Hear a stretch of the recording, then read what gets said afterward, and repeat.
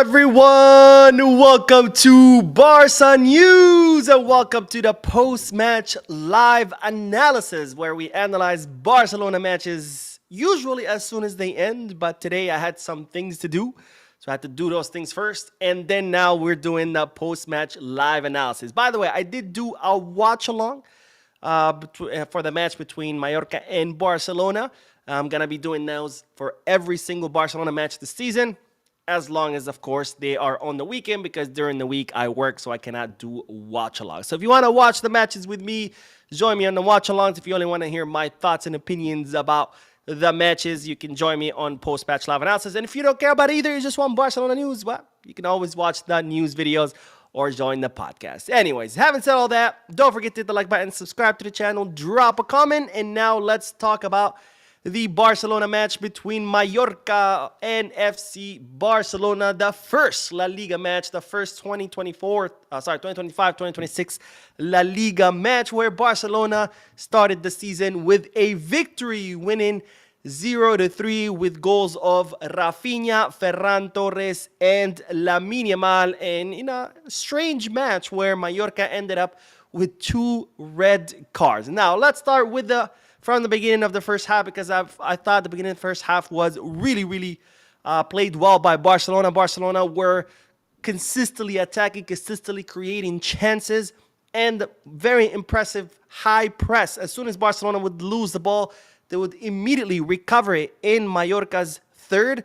And as a result, we ended up with Mallorca pretty much being locked in their third, because they were either defending Barcelona's attack, or if they got the ball, they would immediately get the ball taken away from them, and they were never able to build and cross their third of the field. So I think Barcelona did a great job during the first half, consistently attacking, maintaining the high press, and locking Mallorca's in their third of the box. And as a result, that's how Barcelona were able to score the first 2 goals. Both goals were as a result of Barcelona stealing the ball. The first one, Lamine Yamal with an exquisite cross to Rafinha.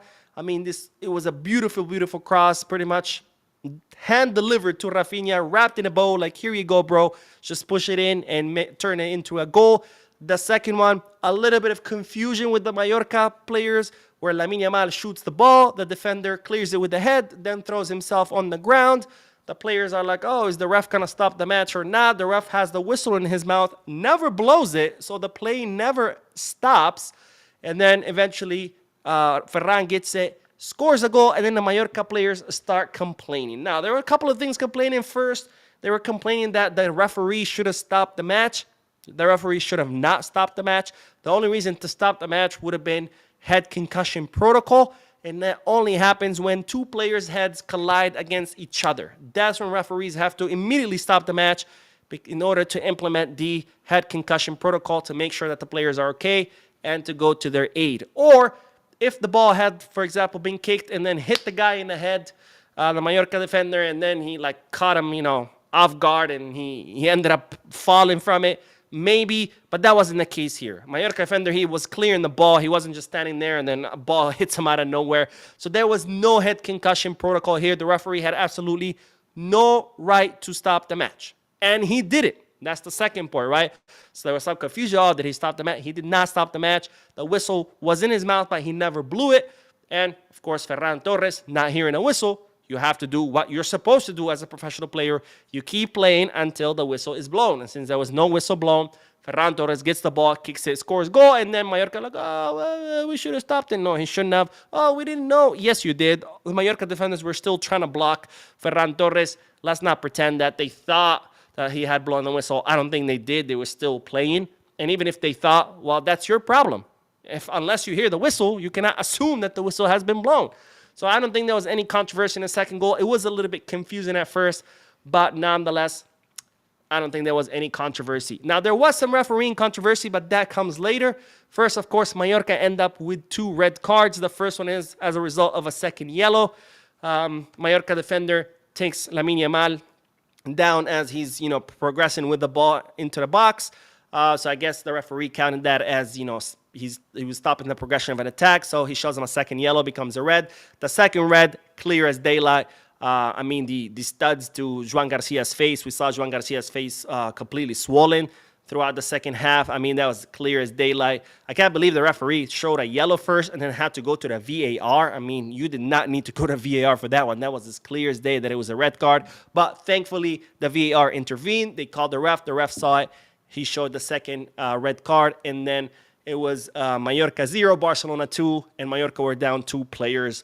And Mallorca, and that's when we go to the halftime. Now, the refereeing controversy was not in the second goal of Barcelona, was not with the red cards. I think the controversy was with Rafinha. I think I have no doubts that Rafinha should have been shown a red card because that scissor tackle that he did, those are usually red cards. Now, when you see the replay, you can see that Rafinha didn't really have the intention of doing it. It looks like he goes in with one leg in, his support leg slips, so he ends up, tackling with both legs like a scissor tackle.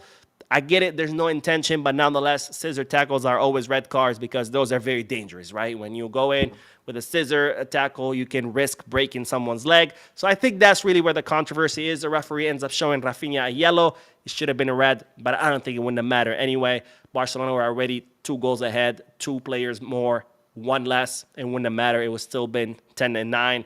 And I think Barcelona would have still won. Now, the second half was not as good as the first half. I think the second half became a little bit boring. I feel like the players, first, they didn't really know what to do. It's like they know how to play against 11, and then all of a sudden, there are 2 players more, and then it's like they kind of didn't know exactly what to do. They kind of like ran out of ideas, which, you would expect the opposite. Oh, now we have 2 extra players. We're just going to completely, destroy them. But no, they looked very confused what to do.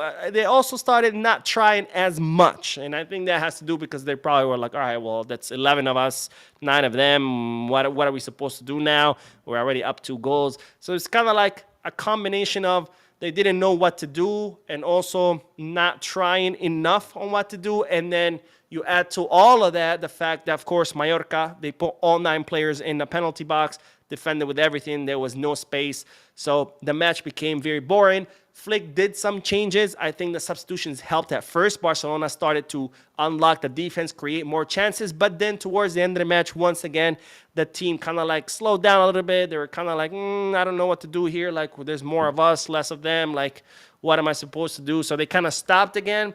And then at the end of the match, Lamine Yamal was like, all right, fine. If you guys don't want to help me, I'll just kind of grab the ball, dribble past everyone, and score a goal, right? So it ends up being 0-3 with Barcelona taking home the 3 points, the first 3 points of the season, hopefully with many, many, many more victories to come. Now, a few things I want to say.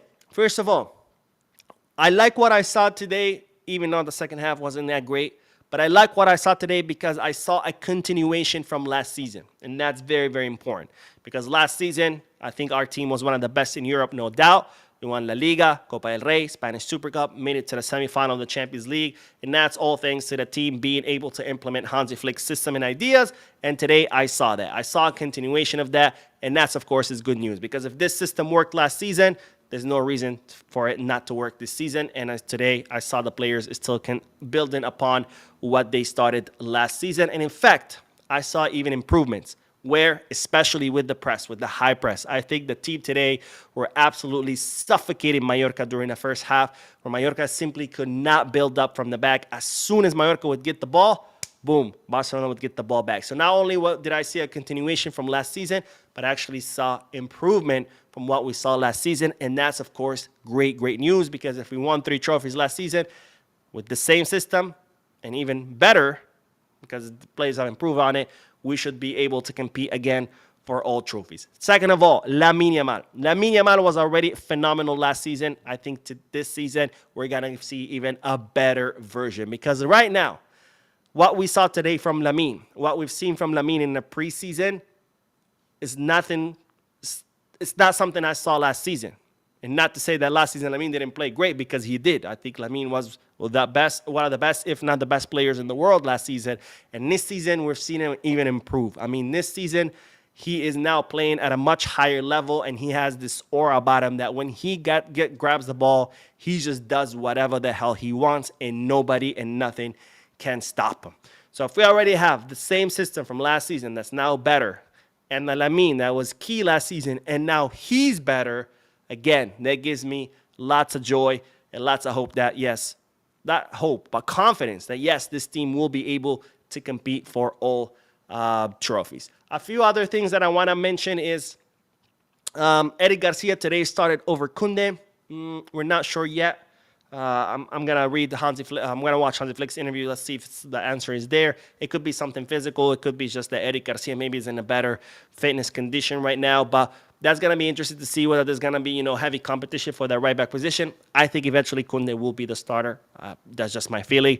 But the two of them give you two very different things. I think in the attack, Eric Kunde is better in attack. He's a lot better reading the play and knowing when to actually run deep or when to cut or when to combine with Lamine, when to take a shot. I think in that regards, Kunde is better. Defensively speaking, I think Eddie Garcia is a little bit better. He's a lot better holding the offside line, and he's a little better in staying back and, reading when he needs to stay back, where Kunde sometimes misreads that and attacks when he's supposed to stay back. So I think the two of them give us two very different profiles. Eddie Garcia, I think he's a little bit better with the build-up. Kunde is a little bit better with the shots. Eddie Garcia is a little better with the runs into the box from the middle. Kunde is a little bit better with the runs into the box from the side. So I think the two of them give us very good players, and the two of them give us different little things that will be very, very useful during this upcoming season. Araujo, wasn't too impressed with him. But to be fair to him, the defense didn't really have much work. But the very few things I saw, he still looks a little bit tactically deficient when it comes in Hansi Flick's system. I still would prefer to see Christensen, but let's give Araujo the benefit of the doubt. Let's give him some time and see maybe he can improve. If not, I think Christensen will have to start ahead of him. Joan Garcia, not a lot of work, but when he had the work, he impressed me. He had some really good stops during the first half of the season. You might say, well, the shots were right at him. Sure, they were right at him. But why were they right at him? Because he was able to read the play and position himself right where the shot was going to be. But that's not all. What really, really impressed me, second half, long ball to the Mallorca attacker. He immediately reads that play, anticipates it, comes off his line, and heads it out of bounds.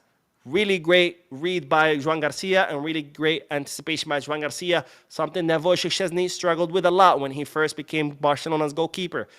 Again, second play during the second half, Joan Garcia, same thing. He sees a cross into the box, anticipates it, intercepts it with his hand, pushes it out of the box. He continues running with the ball and then puts an amazing pass. I can't remember if it was to Ferran, but someone who was attacking. Amazing pass that breaks all of Mallorca's lines. Was very impressed. Again, not a lot of work that Garcia had, but when he did have work, I was very, very impressed, and I think we're going to have a great season with Joan Garcia.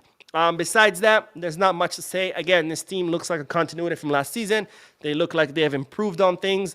Lamine is absolutely unstoppable, and as far as our players, like I said during the preseason, we have a deep, deep bench because no matter who comes out, I'm happy with, right?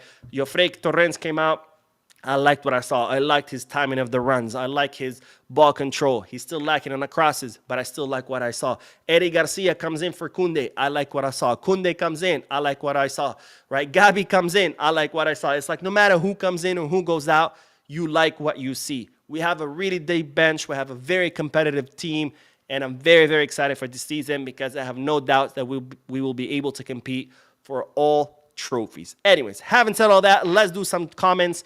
I don't have anything more to say about today's match. First victory, first 3 points, and hopefully many, many, many more to follow. Eddie Rodriguez says, how do you feel about Araujo's performance? So I just mentioned it. I wasn't too impressed. But again, he didn't have much work to do.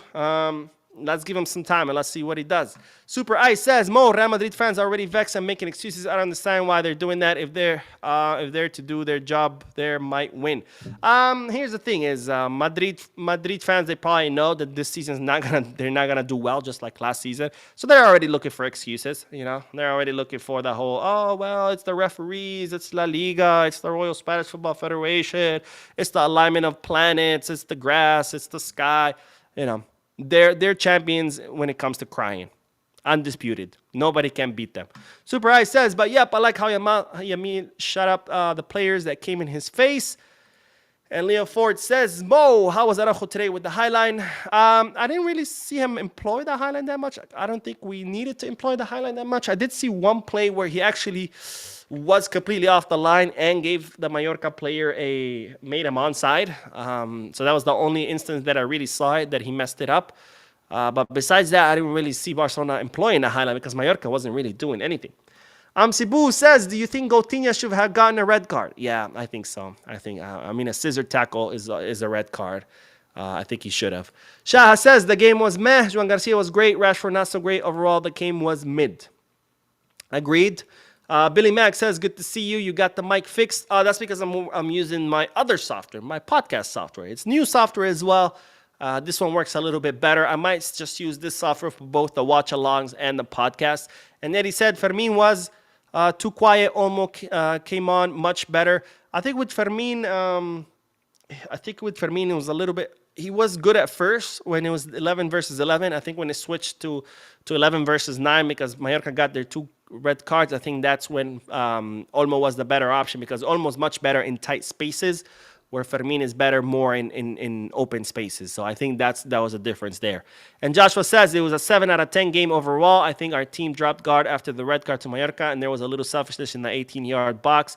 Also, I think Christensen should start ahead of Araujo. Yeah, I think I wasn't too sold on Araujo, but I guess let's give him some time. Maybe he'll improve. If not, I think it's going to have to be Christensen.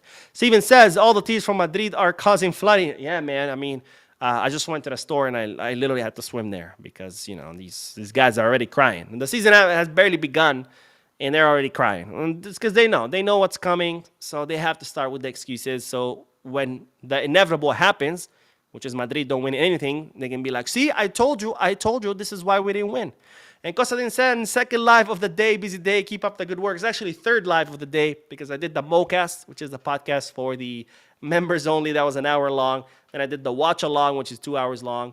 And now I did this. And then I might do a news video later tonight. But yeah, it's been definitely a busy day. I've been on, this mic is probably tired of me. The camera's tired of me. I'm sure you guys are tired of me. But anyways, that is all I got to say about the match today. Let me know your guys' thoughts and comments in the chat section. I'll make sure to read them tonight. And then that's it. Not great victory, but it's a great thing that we won 3 points, 0-3, and on to the next one. I will see you guys in the next videos. And as always, Biscar.